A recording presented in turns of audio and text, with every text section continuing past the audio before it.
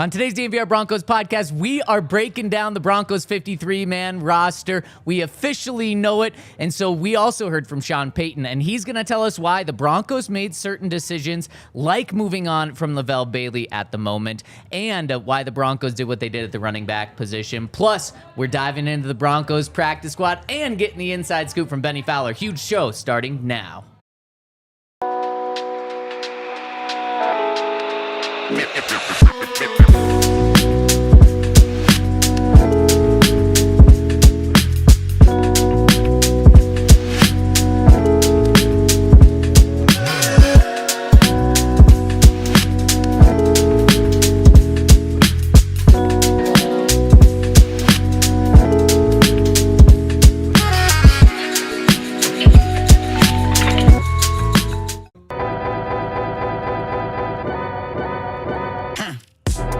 Just like that, the Broncos roster is set. And not just the 53, but the practice squad as well. We got the scoop from Sean Payton, why he made certain moves that the team made with their 53-man roster. And we are here to break it down on the DNVR Broncos podcast, live from the Toyota Lounge, driven by your local Front Range Toyota stores. We are the DNVR Broncos podcast. RK, Henry, here, and Zach rocking and rolling with you today, fellas. That countdown to the Titans game is at 11 days, 2 hours, 3 minutes, and 24 seconds as we speak. And NFL Network has already released their game predictions for it. Wow. What are they going to do next week? I don't know. That's what I was talking about with Henry. Like, I literally just had a thing, all their scores and everything. I was like, dang, they just gave up on the offseason. Like Did they pick the Broncos? Yeah, clean sweep. Everyone picked the Broncos. Wow. Boom. Do we like that or do we not like that? Like it. Okay. I mean, you're the biggest favorite. Okay. In the week to start the season. Okay. So everyone should be. So anyways, good luck to them to next Friday or whatever. Yeah.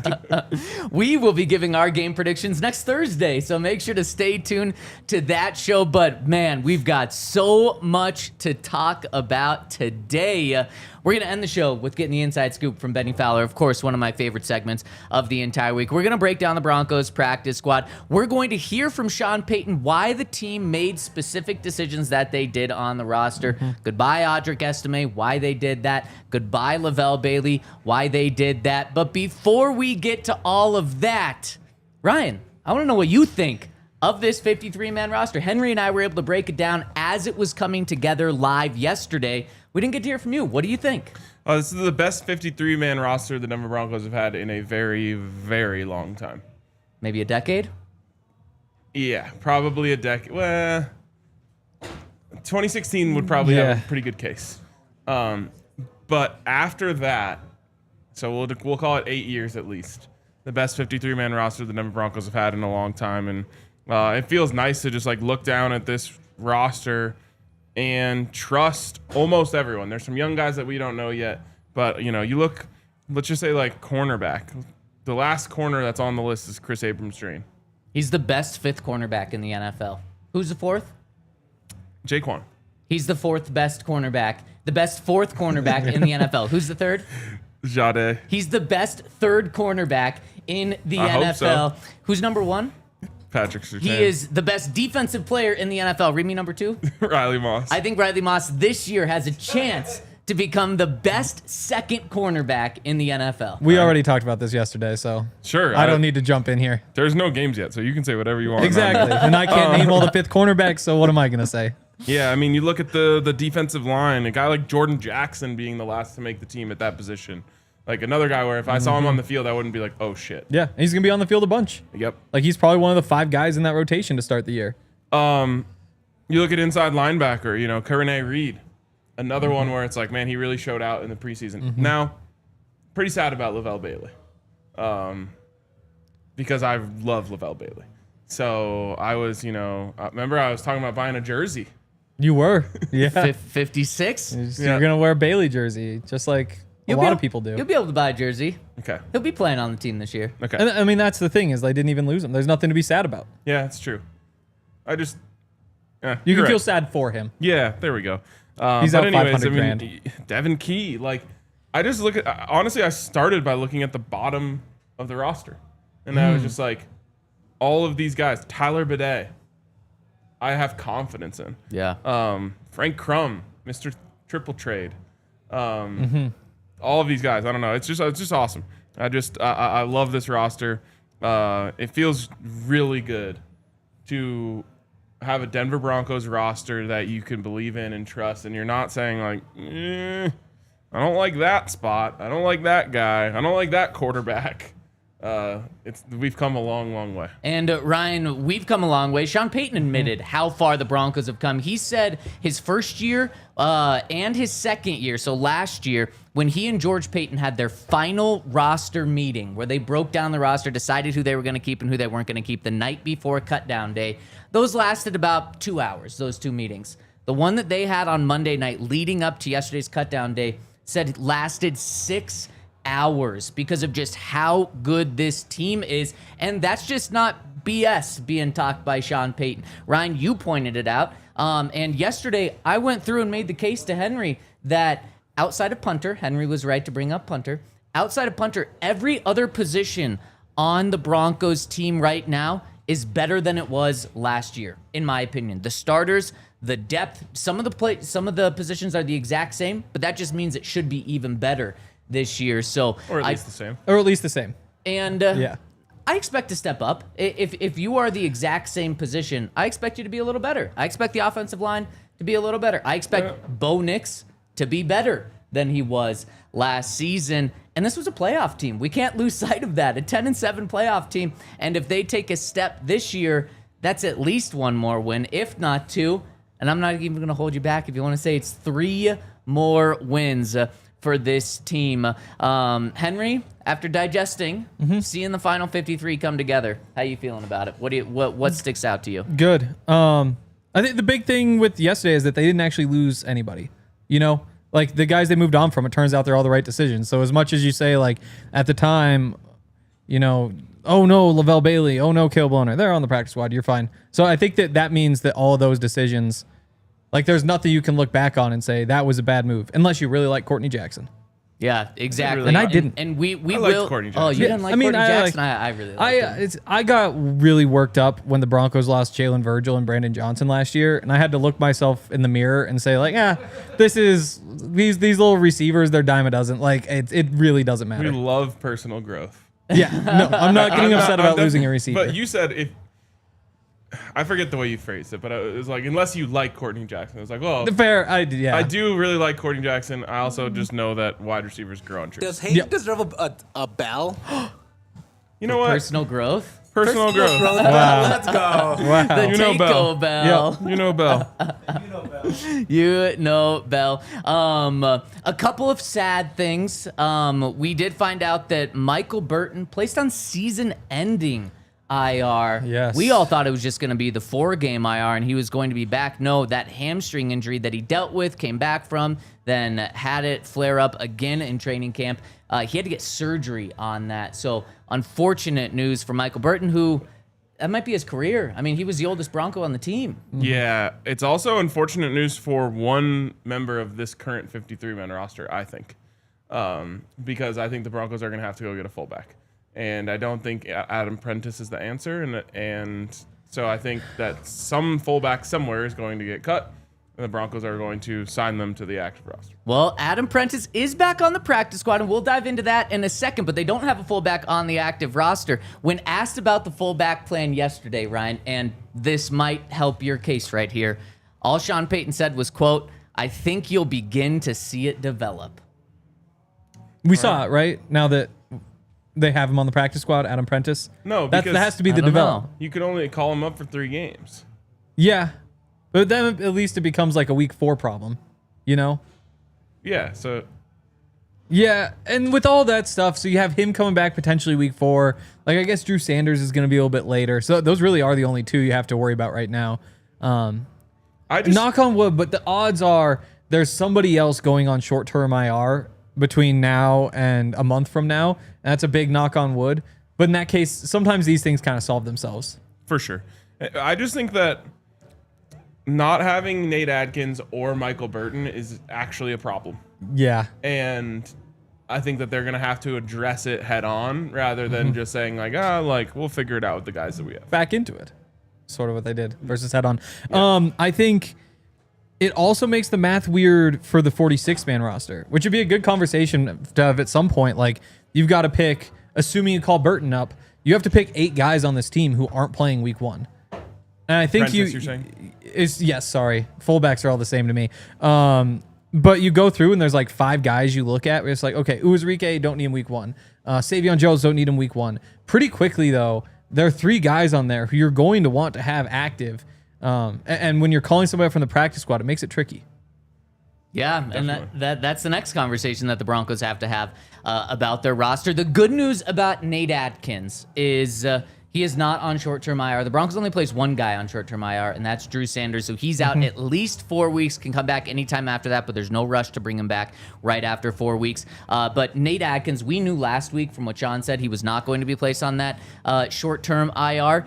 Probably not back week 1 from everything Sean said, but could be back week 2 or week 3. Let's say he is back around one of those times. Are you comfortable? Are you guys comfortable with him just being your straight-up fullback? No. I mean, no. He's too good as a tight end. Like, I think that he can do everything that you can get from an Adam Prentice. But if you're really running this wide zone system, you need him out there blocking, not at fullback. And again, like, fullback's on the field, 10 times a game? And so you bump him inside, and maybe you see more Troutman or more whatever that may be at tight end. But you bump him inside, meaning you bump him to fullback? Yeah. You are comfortable with him at fullback? I'm not comfortable with the Broncos planning that way because he is more valuable as a tight end than he is as a fullback. And you're decreasing his value to plug him in at fullback when you could just have Adam Prentice go in there and do the same thing. Was really hoping that Andrew Beck would get cut by the Jets, but he didn't. That's very nice of you. And he was also their highest graded player in the preseason. Wow. You know who was cut by another New York team, the Giants? Lil Jordan Humphrey. Yeah. But he's signing back with the Giants practice squad, wow. so he will not be a Denver Bronco. Let's dive into specific moves that the Broncos made and hear from Sean Payton why they made certain moves. We've already heard the names, Caleb Lohner, Levelle Bailey, Audric Estime. Let's get into why the Broncos made certain moves and then dive into their practice squad after I give a shout out to our friends over at American Financing, where if you're thinking about buying a home, you're not the only one, and now might be your best shot. We're officially in a buyer's market, which is great for all the buyers out there. It means we've got the upper hand and more homes are on the market. I mean, competition is down and serious deals are out there waiting to be found. Whether you're a first-time buyer or looking to upgrade or downsize, now's the time to get pre-approved, and American Financing can make that happen in 24 hours or less. Yes, you heard that, 24 hours or less to get pre-approved. And here's the kicker. When you work with both American Financing and their partner, American Home Agents, you can save an additional 1% up to $10,000 on your home loan. If you've been sitting on the sidelines, now is the time to step in, and American Financing is the place to start. Don't let the 20% myth stop you. You could buy a home with as little as 3% down, and with down payment assistance programs available, getting you into a home is easier than you think. Give them a call at 303-695-7000. That's 303-695-7000 or AmericanFinancing.net. NMLS 182334, NMLSConsumerAccess.org. And shout out to our friends over at Mack Weldon, still new friends, but very soon to be not too recent friends because they've been around. Developing friendship. There's a better way to put it. Yeah. Mack Weldon's the best. They have clothes that you can wear anywhere, from the gym to work. If you're going out for a night, just like wander around the woods as we do in Colorado sometimes. You want clothes that feel comfortable wherever you are, and they've got stuff that fits in every situation. A lot of it can fit in all those situations. It's awesome material. Helps. It's a great clean fit, which is something that's kind of tough to find. I struggle in particular with like t-shirts. So like t-shirts underneath like a baseball jersey, for example. Like a good black t-shirt. They all are shaped differently. But when you buy the nice ones over at Mack Weldon, you know that they're going to fit right. You know that they're going to keep you cool. They're going to look right. All sorts of different stuff that you guys should go check out. You can get breathable clothes that you can feel comfortable in all summer. Go to MackWeldon.com. Get 25% off your first order of $125 or more with promo code DNVR. That's MackWeldon.com. Promo code DNVR. All right, and let's give a shout out to the Toyota Chat. Everyone tuning in with us right now, especially the supporters group that we've got going, the Supporters Club, I should say. I'm sorry. Yes. That we've got going on. We got some people in here. On Hell is in the Supporters Club. I can tell because he's got the badge. I think it's Angel. By his. We've been going on hell a lot. I think it's Angel. I think it's on hell. Yeah, so yeah, I'm torn. On hell, let us know. Angel, let us know. What? Angel or Angel? Yeah. But how is he gonna let us that's know? true. It's a pronunciation. Oh, that is interesting. What do you mean? Well, could because he just has to write write the it down. pronunciation. Anhel would be on hell. Yes. Angel, Angel, we need to know. We want to get this right, especially because you're in the supporters club, and we know because he's got a badge by his name. And if you become a member of the supporters club, it not only supports us, but you get badges. You get exclusive emojis that you can drop in there, including an LFB. Angel on Hell, why don't you drop one of those so it shows the others what they're missing out here? What? Oh, now he's just messing with us. Well, I guess this gives us permission to say it however we want. And we got a lot of other. Yeah, that would help us, Jose. Wings or no wings? Well, it's still wings, just in Spanish. That is true. That is true. English wings or Spanish wings? I feel like this is easy to do, but I His guess nickname maybe in it's high school not. was Anal, so that might help. What? Well, you just put the G in there. Angel. We've- Yeah.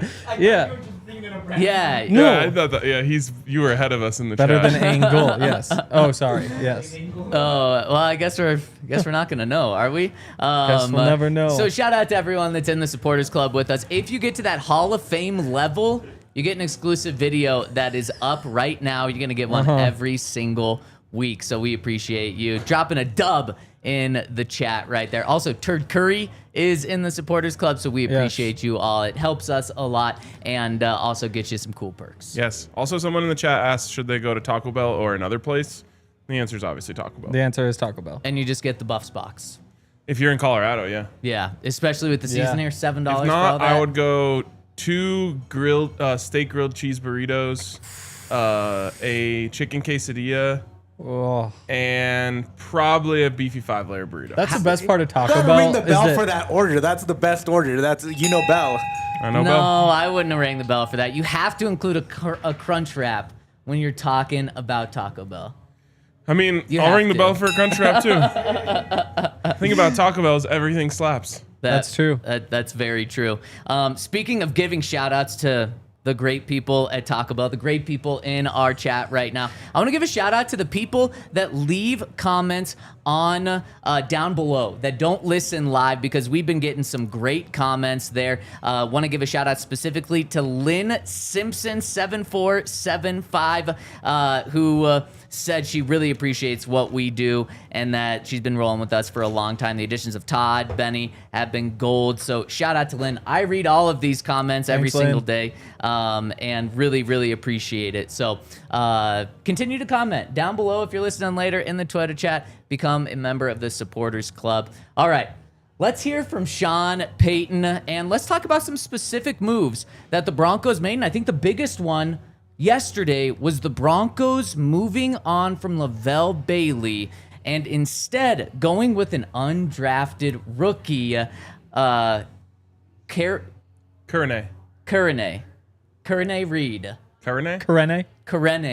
Karene. I mean, you were close. though. Karene Reid? The thing about names is whenever you actually say them and don't think about it, you say them like faster and smoother. And so if you're close, then it comes out the same. Well, that's why I think like the REN part is Rin. Karene. I think it's. I don't think it's Karene as Yaya said. No, it's Karene. Karene. It's Karene. Karene. So undrafted out of Utah. And Sean didn't want to get into specifics over some players yesterday. He said he'll do that today, which he won't actually do that today because he hasn't talked today, so he might do that tomorrow. But he couldn't hold back on just talking about how much he and the Broncos loved Karene Reid coming out of college. Even though they didn't draft him, just listen to Sean talk about how hard they pushed for him after the draft. And I think this shows that this wasn't a last-minute decision by them. They really liked him. So we saw, man, a draftable player. It's interesting because both with Reid and Bailey, they were on the phone, heading somewhere, 6 teams, and I would say identically an hour and a half with me, emailing them information relative to free agent guys that make rosters. Everyone can say, hey, free agents have a great shot at making our team, and yet we had a history. Our scouts did a great job of putting together 17 years, 18, 19 years with me as a head coach, and then getting that information. So the process with those two players, I felt like was almost identical. I can't recall the teams, but we flipped them, and man, you're putting Greg Penner on the phone with them. You have the whole scouting room, stand up, and you're being creative. Dogs, not only is Sean and George talking to him, but they called in Greg Penner. What does to Greg talk say? to him. Like, bro, do you know how much money I have? Yeah. Have Whatever you seen me just slinging $100 million contracts this year? Yeah. When you get your next deal, you're going to get whatever signing bonus you want up front. Yeah, for real. It is a great question, though. I have no idea. We'll give you great discounts at Walmart, man. Does signing bonuses for practice squad or undrafted free agents, how does that work? How does that work towards the cap? So, practice squad counts against the cap. There's a minimum salary, but there's no maximum on what you can pay a guy. So if you wanted to pay the guy the entire amount, like you want to pay him like a real player, you could pay him like that. I don't think that has ever happened before though. Okay. And typically it's like $225,000 a year is like the minimum, versus minimum in, I'd say like a rookie minimum's like $900,000 right now, maybe a little more. It might be happening on the Broncos team right now. We'll get to that with Sam Ehlinger when we talk about the practice squad in just a little bit. But guys, hearing Sean's answer, man, Reid just took Bailey's job from last year. He said they were the exact same position. They recruited them the exact same. They liked them the exact same. Obviously, they played the same position, and he just swiped out from under him and took his job. Now, after talking to sources last night, I found out that this was not a defensive decision. They did not make this decision based on defense, and that makes so much sense to me because what I saw from Levelle Bailey on the field when he played, especially in training camp with the first team, he was great on the first team. He deserves to be on a 53-man roster in the NFL. I wasn't able to find out what it was, Ryan. I would assume that it was the special teams just pounding his table. Darren Rizzi, the Rizzler, just pounding the table for Reid over Bailey, and that's probably what it came down to, especially when you're talking about the last linebacker to make your team. Maybe it was also so that the Broncos could have another undrafted guy on the team, make it 21 of 22 years, so that they can sell guys on this every single year. And maybe that's how they were able to get Levelle Bailey and Karene Reid this year and last year. That's a reach. Yeah. Yeah, it's probably special teams. Yeah, the Rizzler for sure was just like, hey, give me this guy. I'm going to use him on game days a lot. Which one do you want? I want that one. There you go. And then I think what would happen is, touch wood before I even say this, but say a Alex Singleton or a Dre Greenlaw were down for a game, Levelle would come up and I think start. I agree. And Karene Reid would stay, in his role on special teams and maybe contribute more than he would previously. Over Justin? Sternad? No. Still Sternad, Well, it then depends Bailey. I guess it depends on which guy it would Also be. true. But I think you would get, essentially, if you needed him on defense for playing time, you would have Levelle play. But, if you're talking about week one against the Titans, if the special teams coach says, I can use this guy more, he's going to be on the roster. I was also told that they were worried about losing him to waivers, which, by the way, the Broncos did lose a couple of guys to waivers. We'll get to that in a second, too. And then I was also told Levelle Bailey will be up on the active roster for week one, so he will get that promotion right away, and maybe we even do see him play defense. So initially what looked as like, what is going on? Ended up just fine because the team didn't claim Levelle Bailey, and it makes sense that our eyes weren't deceiving us when we watched Levelle Bailey on the field. It was Darren Rizzi stepping in. Yeah, I mean, it's just which risk do you want to take? Do you want to risk losing Reid? Do you want to risk losing Bailey? And they obviously made the right decision because nobody claimed Bailey. Or they certainly didn't make the wrong decision. There's a chance nobody would have claimed Reid either. But in the end, yesterday we're all worked up about, oh no, they cut Levelle Bailey. Today, it literally does not matter at all because you have them both in the building and that's all that matters. Yeah. So again, like it's like driving without your seatbelt. Like you shouldn't do it. It's a risky thing to do, but didn't get in a wreck. It's just fine. Just Yeah.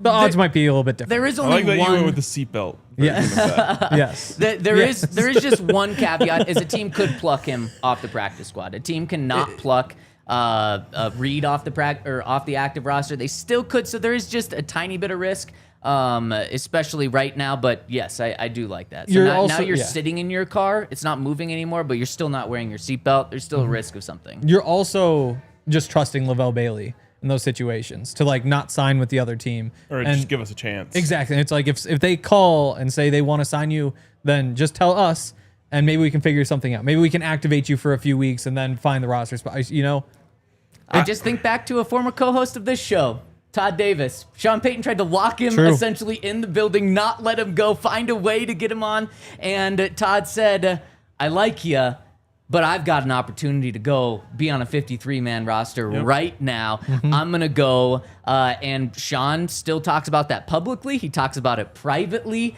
about just how Todd was one of the guys that got away and he gets sick over guys that he had on his roster go and play somewhere else. And obviously Todd, a perfect example, goes and wins a Super Bowl, is a special teams captain for a Super Bowl team, then goes on to be a full-time starter, get a second contract, and be a captain of the defense. You just run that little risk, and Sean's been burned by that before. But you're right, it doesn't happen often. Typically, if they're in your building, you're okay. Well, and Reid, I think, has a slightly more toolsy skill set.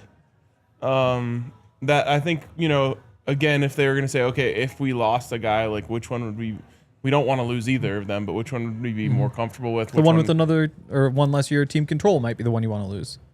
Exactly. So, a lot goes into these decisions. I love Levelle Bailey. I'm just glad he's still on the practice squad. And like I said, I was kind of sad for him that he didn't make the 53. But Yeah. It'd be cool for another $500,000 for him. A guy that you Also guys... cool for Karene. sure, I just don't know him yet. True. A guy that you guys don't love right now, maybe the only player on this roster that you guys aren't fully sold on. You know who I'm about to talk That about? damn punter.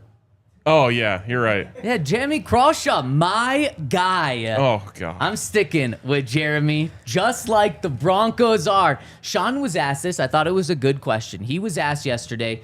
So, are you officially sticking with Jeremy Crawshaw, or are you maybe going to bring in some veteran presence for competition for him? And Sean stuck by my guy, Jeremy Crawshaw, with this answer. Listen to him. Yeah.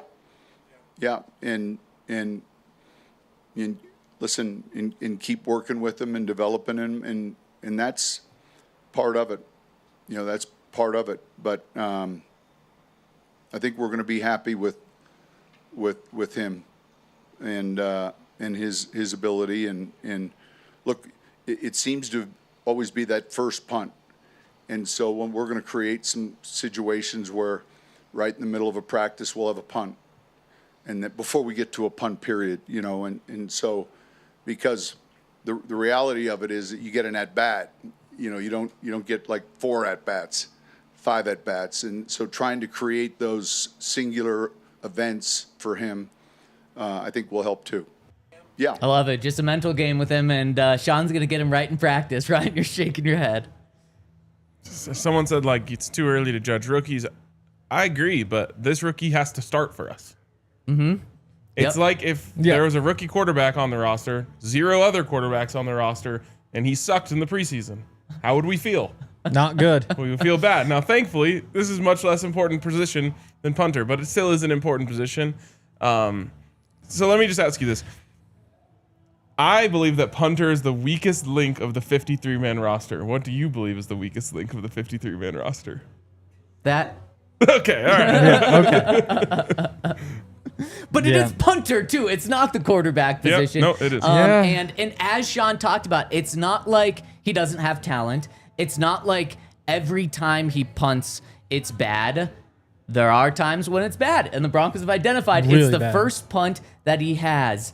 and trying to get that out of him. Now, guys, of course, I'm not going to stick by him and make him my boo for the rest of life. I'm not putting a wedding ring on him with no prenup. Probably say no. No, he would probably say yes to that. Okay. But I'm not going to do that, so we're not going to find out. But I am giving him a couple of weeks to work this out because his talent is so good. And it's not just talent. He actually has really, really, really good punts. See it in practice all the time. See it in games occasionally as well.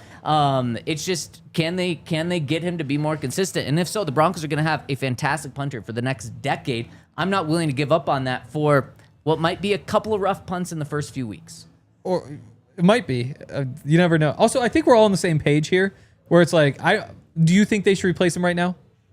No, but I think they should Exactly. light a fire under him. By signing Literal someone, or is what you're saying. figurative? Figurative. Jeez. I mean, sometimes the pressure helps. Yeah. No, I think that they should be bringing in punters to work out every single day. Okay. But for the most part, it's like we all agree. You give him the chance, and maybe it's a month or it's 2 weeks or it's 6 weeks or whatever. We're all on the same page. Difference is just that Zac is entirely in until he goes out, and we're both kind of more of the, yeah, we'll see, and then decide. Someone says Chadwick in the Twitter chat says long snapper is the weakest position on the No, Broncos. he's Don't do incredible. that to Mitchell. He's the Fraboni. second best long snapper in the NFL. He was the alternate Pro Bowl long snapper last year. Sheesh, Chadwick. Don't kick Michael Mitchell like that. That's terrible. Speaking, That's worse than what he did. Speaking of fires, I want to give a shout out to our friends over at it's friends that you wanna use this when you're with the fire. Coors Light. I just think of campfires. Oh, yeah. Outside, summertime like we are right now. No NFL this week. We got some great college ball. So if you're going to be watching college ball, make sure to have Coors Light. If you're going to go to the mountains one final time for a nice weekend, make sure you are packing the Coors lattes. Or Coors, is my friend Coors Light. Ryan says. Make sure you have the Coors Light. Make sure they're cold. The fire can be hot. The Coors, you want them cold. And the cool thing about Coors is they're just going to tell you when the beer is cold enough. The cans, the bottles, whatever you're drinking it with, turns blue. The mountains turn blue when it is the perfect drinking temperature. And nothing better than sitting next to a hot fire than a Coors Light. So make sure to go to CoorsLight.com/DNVR where you can have your Coors Light delivered straight to you. Go to CoorsLight.com/DNVR. We love Coors Light. We know you're going to love it as well. As cold as the Rockies. Coors Brewing Company, Golden, Colorado, beer. Also, shout out to Taco Bell. This is the GOAT of fast food, in my opinion. You can get that Buffs box right now for the best deal I've seen in years coming out of a fast food restaurant. You're getting a cheesy gordita crunch. You're getting a Doritos Locos taco. You're getting a beefy 5-layer burrito. You're getting cinnamon twist, and you're getting a large drink with a Buffs athlete on it for $7. Incredible. You just can't do that anymore. No. You just can't walk out of a restaurant having only paid $7. No. And then have enough food to be full. Yep. It's unbelievable. So shout out to our friends over at Taco Bell. Obviously, means extra to me that they're supporting our Buffs. And doing a great job of that. They hooked us up with the Jordan Seaton t-shirts yesterday. Wow. They're going to be launching out of the t-shirt cannon at the games. I love it. So, yeah, shout out to them. And they're donating $1,000 to the CU Athletic Scholarship Fund for every touchdown this year. I love it. So, again, shout out to Taco Bell. Pick up your Buffs box today at nearest Taco Bell, especially on the Front Range. Shout out to Taco Bell. Shout out to Kyle M., who just became a member of the Supporters Club. We appreciate you, Kyle. And if you want to get in on the Supporters Club, you can do that right on YouTube, MVP level and Hall of Fame level. We appreciate everyone that tunes in with us, everyone that leaves a comment in the Twitter chat and below if you're listening later. And, of course, if you join the Supporters Club. We love you all. Okay, let's get to a couple more clips of Sean explaining why they made the decisions they did. It didn't come as to a surprise to anyone that the Broncos moved on from Audric Estime, but they did keep four running backs, I should say, Jaleel and Tyler Badie. Sean was asked specifically about Audric Estime, and here's what he had to say about why the team moved on from him. Let me know if you're buying it.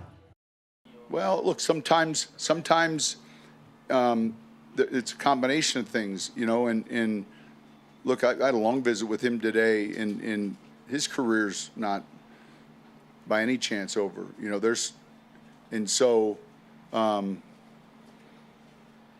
that's really not uncommon, you know, for a 5th round selection. And yet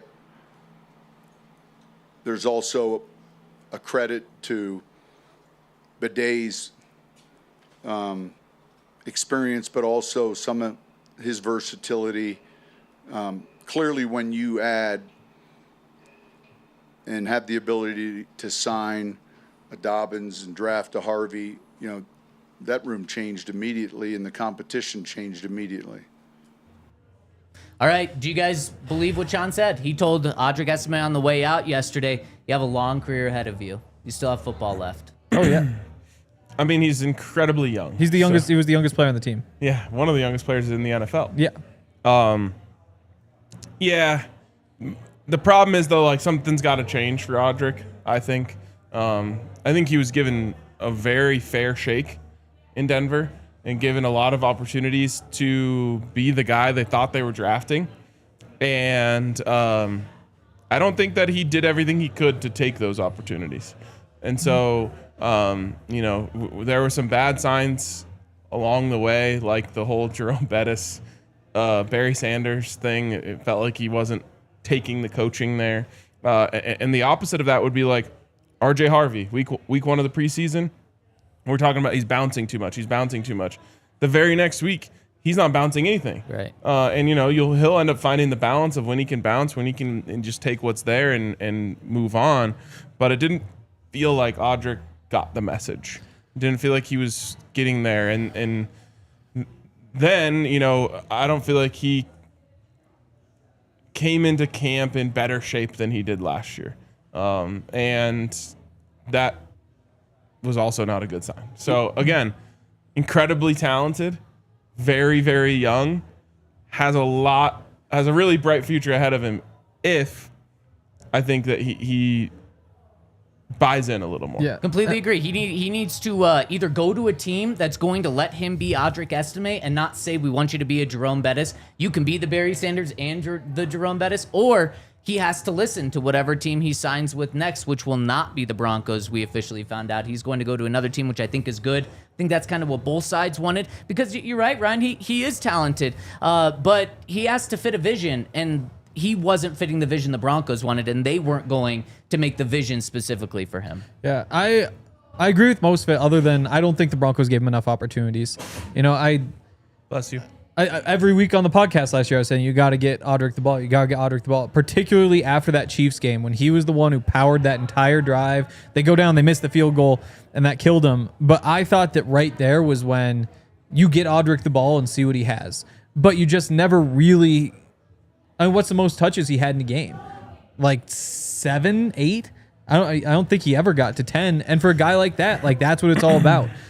So I think. I mean, you would have had to start him though, and I just don't think he earned that opportunity. I don't think he earned that. That's fair. I thought that the end of the Chiefs game he did, and that's where the turning point for me was. Okay, this week you get him out there and see if this is for real, and then we just never really found out. But Henry, he was given months this offseason. The Broncos did not sign J.K. Dobbins until the end, the very last week of the offseason program, because they wanted Audric Estime to literally run away with this job and it be RJ and Audric Estime. And they learned over that 10-week stretch, he's not the guy. We have to go get someone to partner with RJ. And then that's what they did. Unfortunately, in the NFL, well, not unfortunately, just the truth of the NFL is you have to be good in practice. You have to be good in the meeting rooms.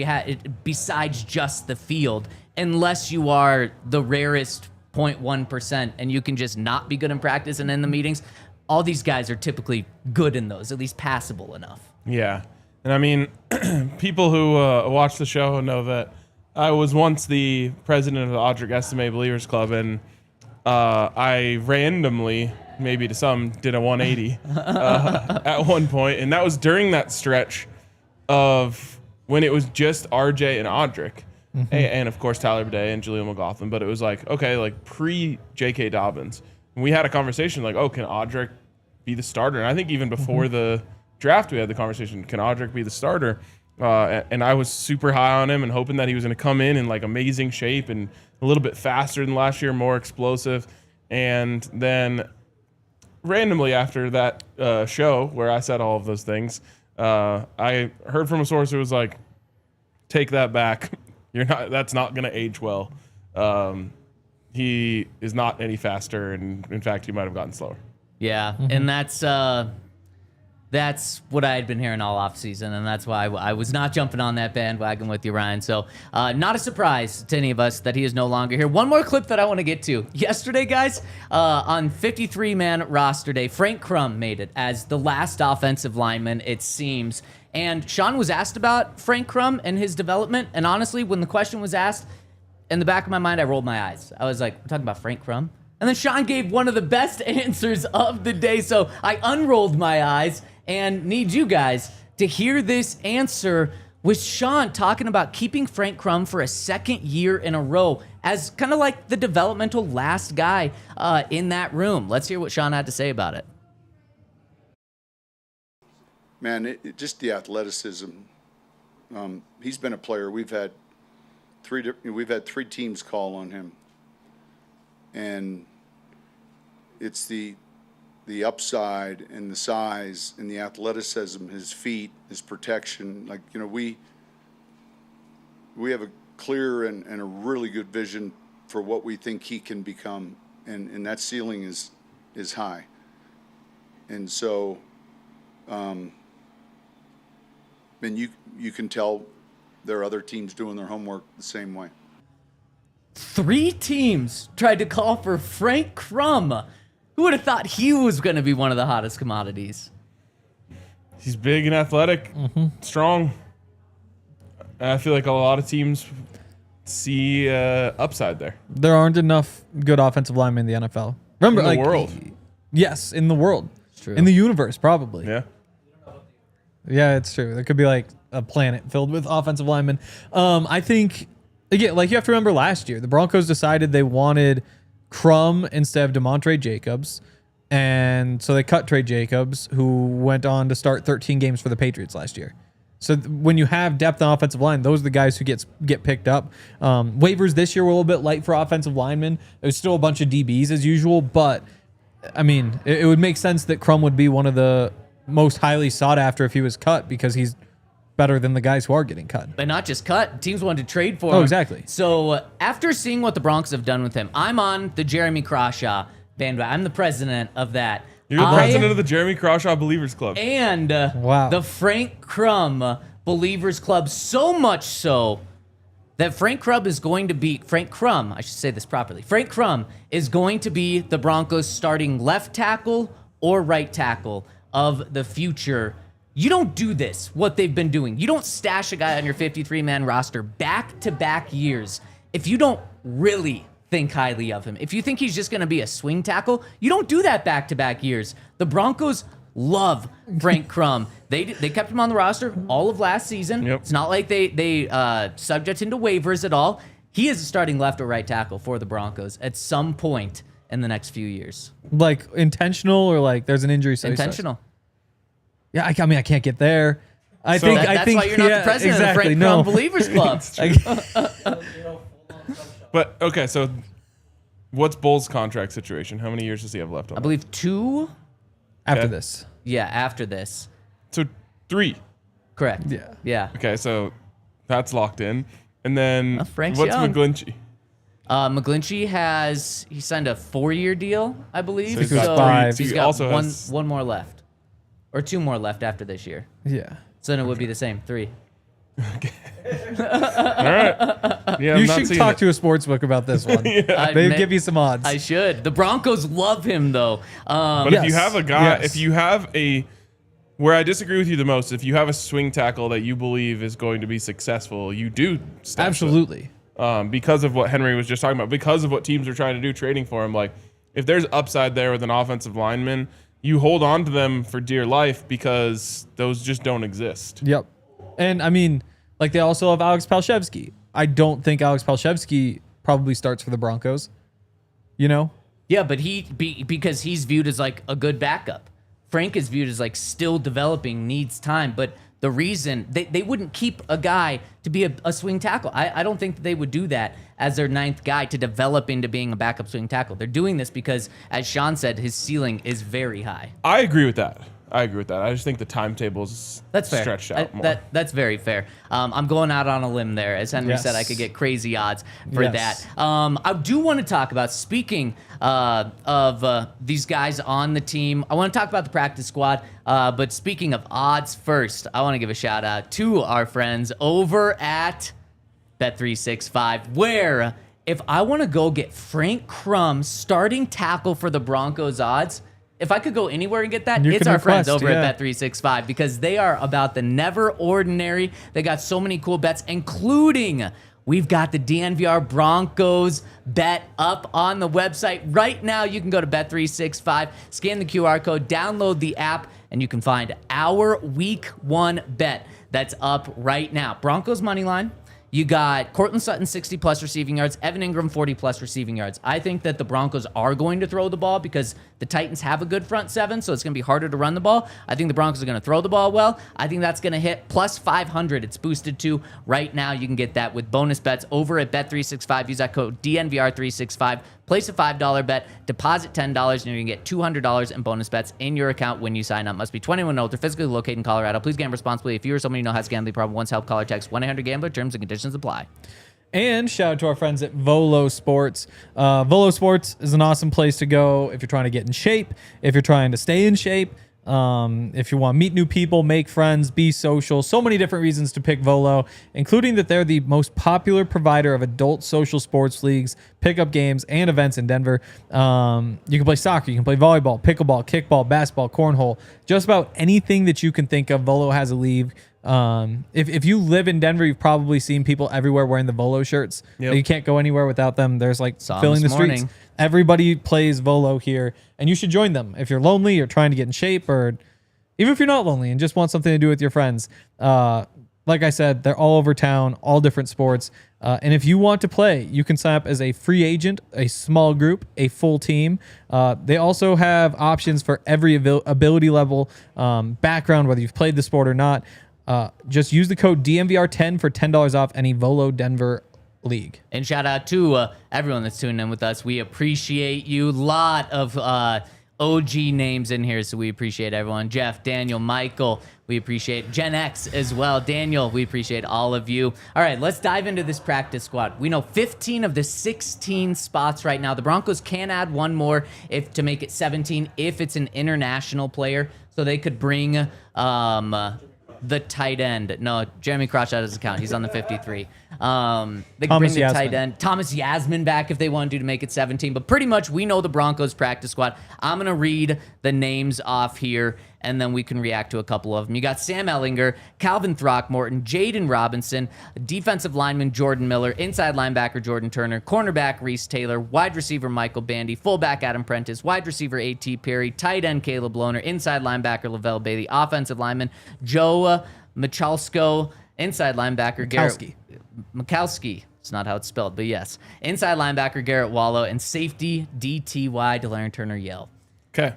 The news that we found out about this list today, Sam Ehlinger, guys, had offers from multiple teams to join their 53-man roster and said, no, I want to go back to the Broncos practice squad. And Henry, that's why maybe the Broncos said, we'll pay you a full salary. Turns out there is a maximum. Oh, there is. The range is 244 to like 300,000. But signing bonus or like something? No, like that? just salary. No, because There's no signing bonus. I'm pretty sure you can get $20,000 a week.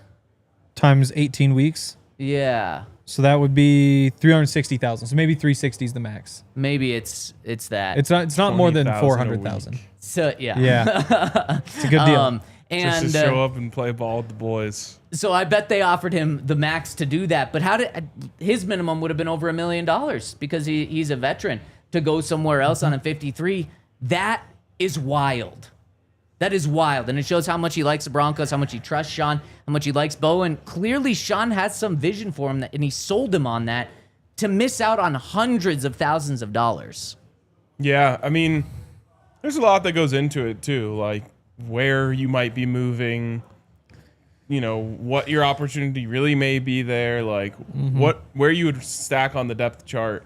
So I even think with Levelle Bailey, like I think he might have had some opportunities, and there's just a lot that goes into it.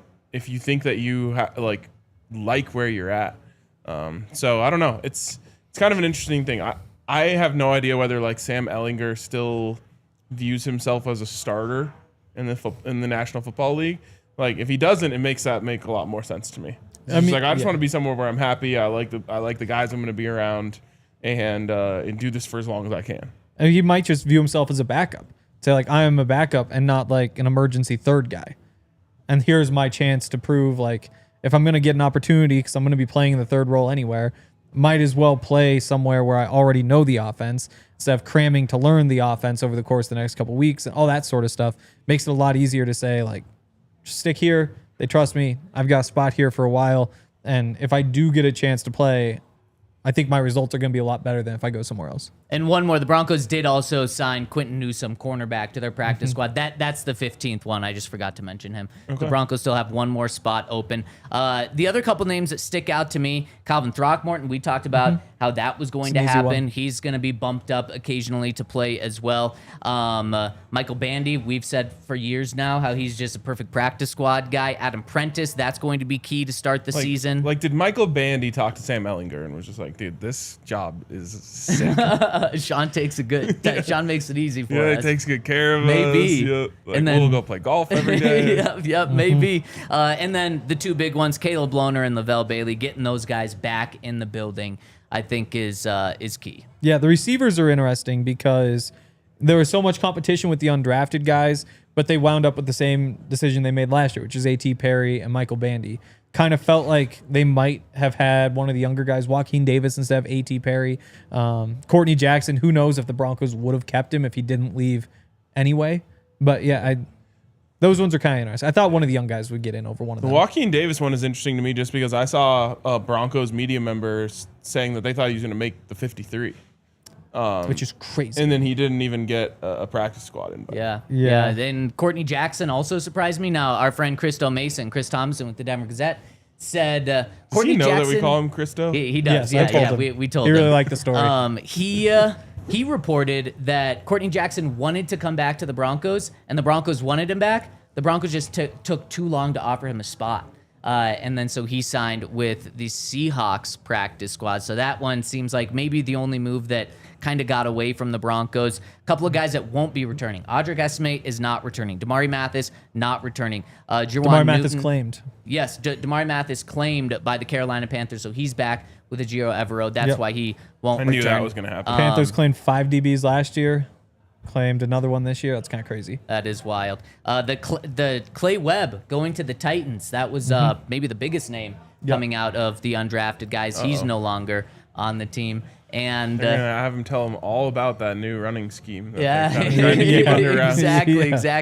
And then Xavier Truss, offensive lineman, claimed by the Saints. Broncos are in a good spot. They had 2 people claimed, meaning Sean was right. They're going to have 3 people that were on their squad just in the past couple of weeks that are playing for other teams on their 53-man roster. Xavier Truss, Damari Mathis, and Devon Vele, all on other teams. This roster's deep, and this is a good sign. It's the first time in a long time that the Broncos have had multiple people claimed off waivers. You throw Devon Vele in there as well. Man, guys, this roster is in a really good spot. Who do you think the Broncos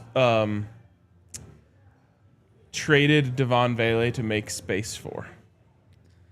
So because it wasn't a wide receiver. Yeah, who was the last guy Not on? a receiver. I mean, Crum would be in the conversation. Uwazurike would be in the conversation. Bidet, Kroll. Bidet. Yeah. And maybe that's not the way they Kroll looked they at had it. to, though. But I found it Yeah. interesting that they traded Vele and then only kept 5 wide receivers. Because I think if he was here, they were going to keep 6. This is the first time in a decade the Broncos have had 7 defensive linemen on the initial 53-man roster. So maybe Jordan Jackson or any. Jordan Jackson would have made it regardless because he's one of your 5 on game days. So it'd have to be any because any and Savion will be the 2 without uniforms. So any would be the one there. Wouldn't be so sure about Savion just yet. Really? About him not You getting think a so? jersey. I don't know who you take it away from. Potentially, you do have 5. Your deep 5 at safety. Yeah. Key and Skinner. Yeah. It's a good question, though. It's interesting. Yeah. And instead, not only you get to keep that player, but you also get a 4th and a 7th round pick in return. Yeah, exactly. That's and pretty that's good. the real reason why you did Yes. it. But I just think that in those conversations, you were probably like, okay, well, that also opens up a spot for Right. Yep. 100%. It's a great You point, get Ryan. 2 picks and a player. All right, we got one super chat that we want to hit coming in from Xavi, who says, how do you feel about Shiloh, RK? Love Shiloh. Hope he gets an opportunity. He really understands the game of football, and Todd Bowles talked about that a lot when he was there. So, pulling for him. And he went unclaimed today, so now he's free to sign with any practice squad. And so I'm sure the country will be following where he signs with. That part is easy to predict. It is. All right, that's going to do it for us today, but don't tune out.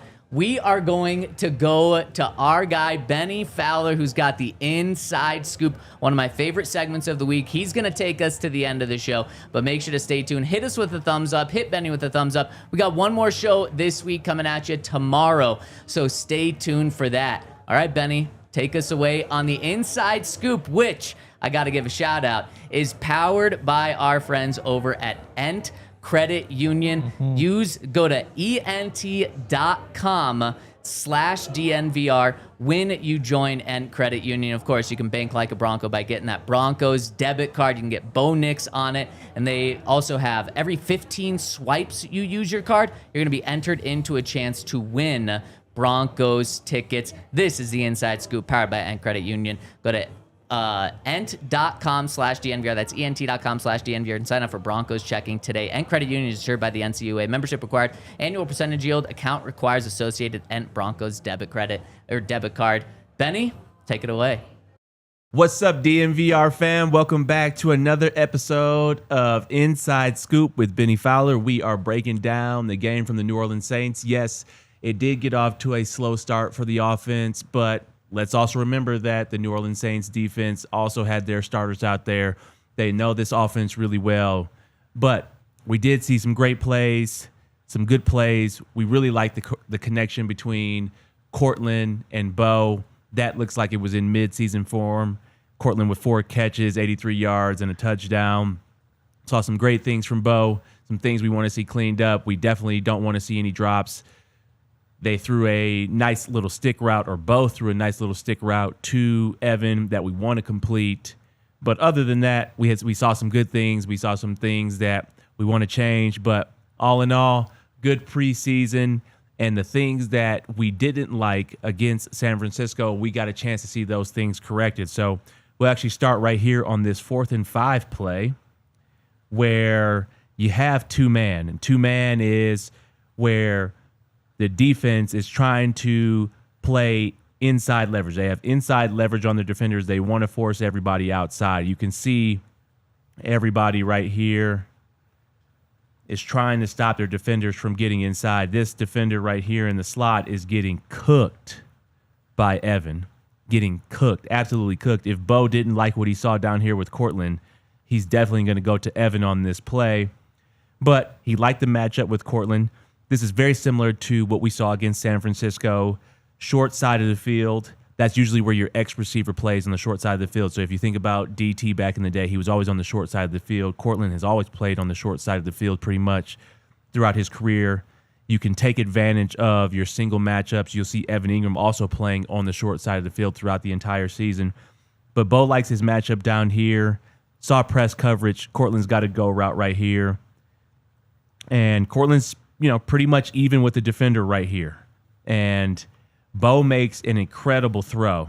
So Courtland and his defender right here are pretty even. This safety's coming over here. He's looking at Bo's eyes. But Bo does a really good job of throwing a back shoulder fade right here. Aaron Rodgers was incredible at throwing the back shoulder fade to any receiver that he was throwing to. Back shoulder fade is pretty much hard to stop because the defender can't see where the ball. And right here, if your defender is even with you or if he has great coverage, a back shoulder fade beats that every single time.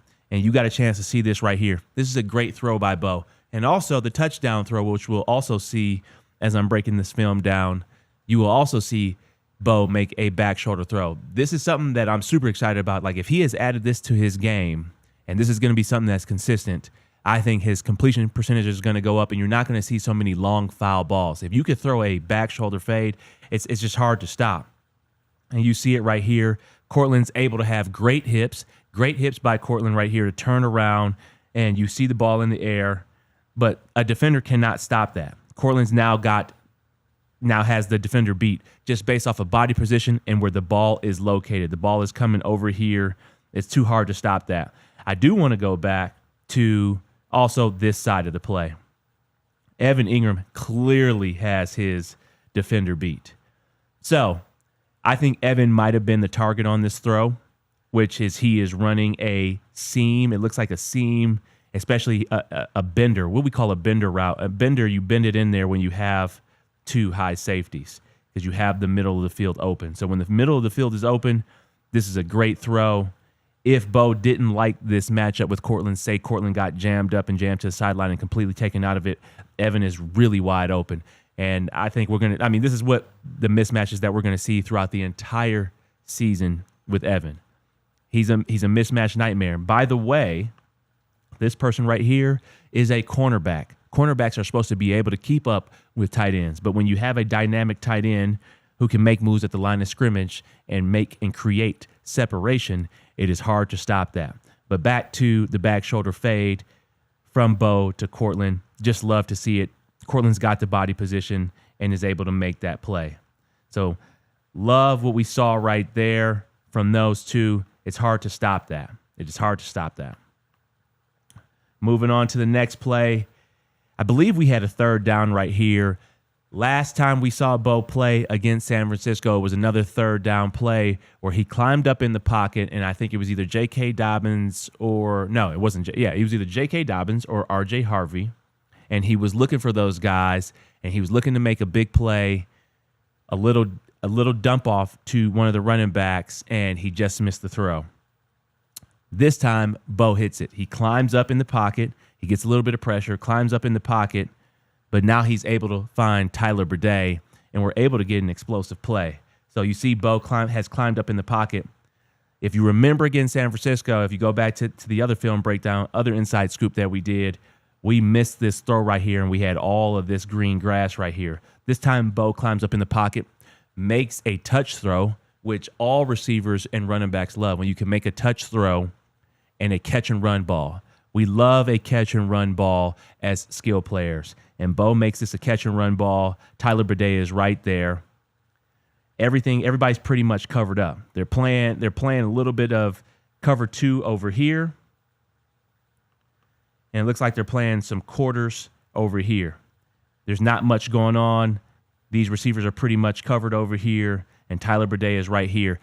In this offense, if you go back and look at any Drew Brees highlights or just watch his progressions throughout his entire years in New Orleans, he made a lot of explosive plays just by dumping the ball off to the running back. Sean loves vertical routes. You can see Evan right here on the corner route. Courtland got pushed out of bounds on this one, but he took his defender with him.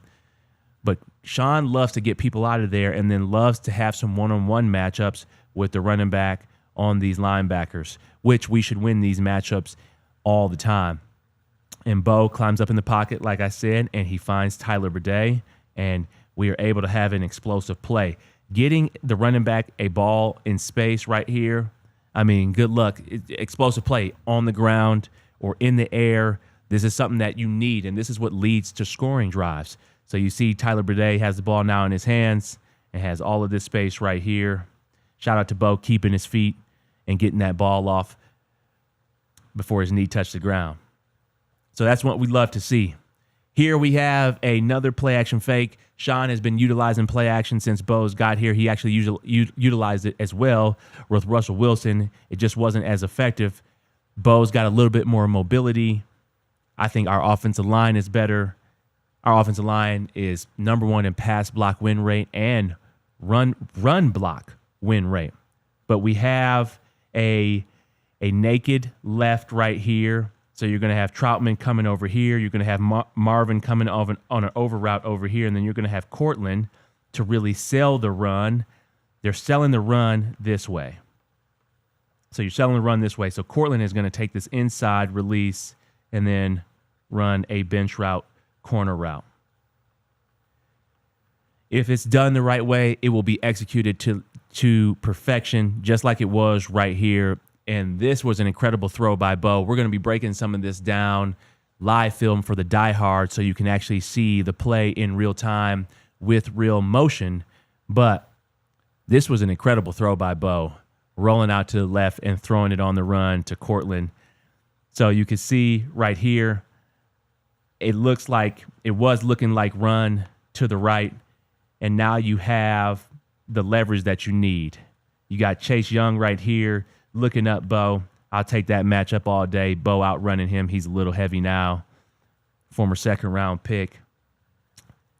It's a little concerning to me, just what I know about offense, that we need a little bit more separation right here. So Marvin needs to get a little bit deeper right here to make a clear picture for Bo.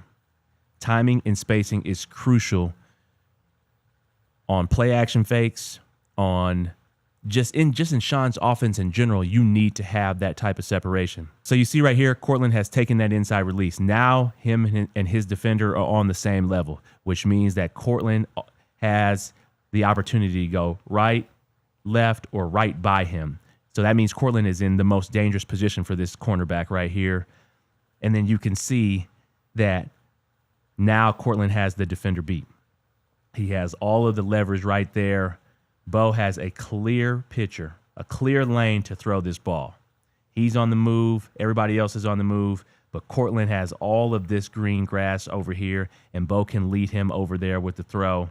Bo throws a dime right here. I love the separation. As you saw back on the previous picture, I was talking about that separation and wanting more of it to give it a clear picture to Bo.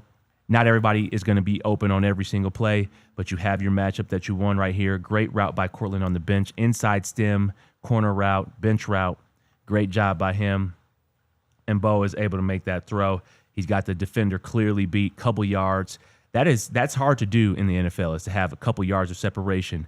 But when you're a great route runner, great receiver, and you understand the concepts of the plays, creating that separation can be done. And Courtland does that right here. Great throw by Bo.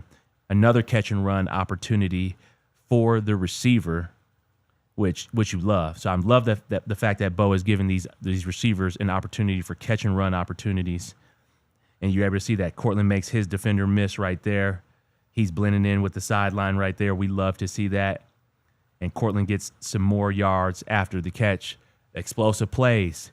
You have a higher percentage chance of scoring and putting points on the board when you can have one or more explosive plays on a drive. So we love to see explosive plays right there. Here's the touchdown. Another back shoulder throw. They are going to be sending this corner blitz, and then these guys are going to be matched up man to man. Bo does an incredible job on this play of hanging in the pocket because they do not have this guy picked up in the progression. The offensive line does not have him picked up.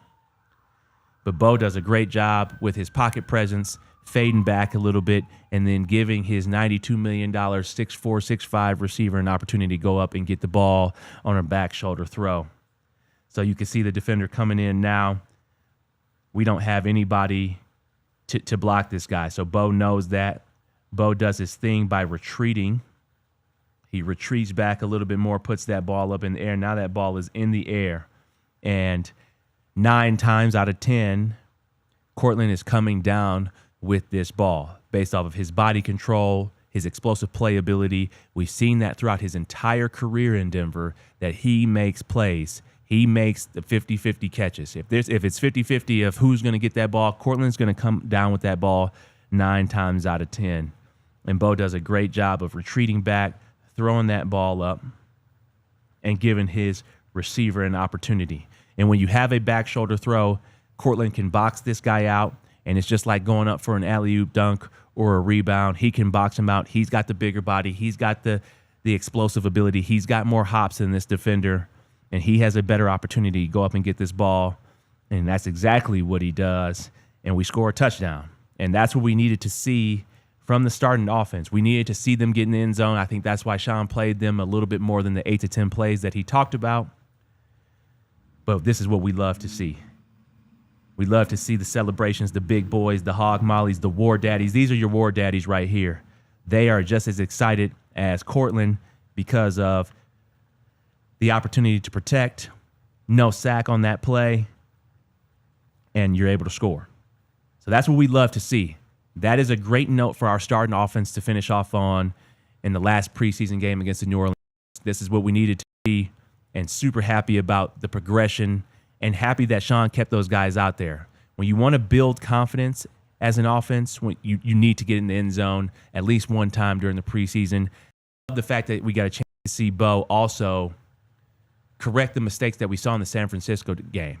We saw some opportunities missed in just some of the little throws to the running backs, and he was able to hit those. And we saw the correction of the back shoulder fade, and also that was a ball that we missed that Courtland dropped against San Francisco, but able to complete this one. And then these guys get off to a great start. Courtland makes some big plays. We had an explosive play from Tyler Badie. So really excited about how the offense finished up the preseason and looking forward to seeing what they do opening week against Tennessee. I'm going to be doing a live breakdown of our live film, so you can actually see this all on the run behind our paid wall for our diehard fans. Would love for you to join that, and I'm going to be doing that throughout the entire season. Bo's connections, we're going to be looking at Bo's connections. We're going to be looking at who had the most catches from the game, and we're going to be breaking down the film live so you can see it on the run. So really appreciate you guys joining the Inside Scoop. I am your host, Bennie Fowler. If you have any thoughts or feedback or things that you want to see more of, let us know in the comments below. Appreciate you guys. Have a good one. We all silly like the mayor.